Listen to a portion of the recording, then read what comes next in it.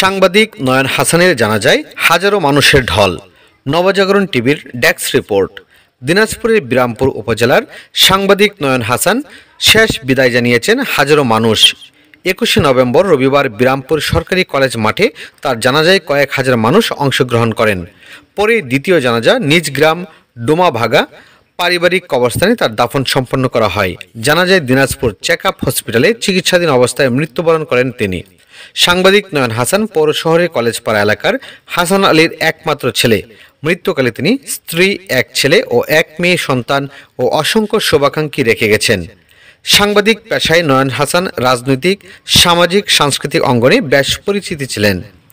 তার অকাল মৃত্যুতে বিরামপুর উপজেলাবাসী, বিরামপুর উপজেলা প্রশাসন, বিরামপুর পৌরসভা, বিভিন্ন রাজনৈতিক নেতা, সামাজিক সাংস্কৃতিক সংগঠন, শিক্ষা প্রতিষ্ঠান শোক প্রকাশ করেছে ও শোক সন্তপ্ত পরিবারের প্রতি সমবেদনা জানিয়েছেন।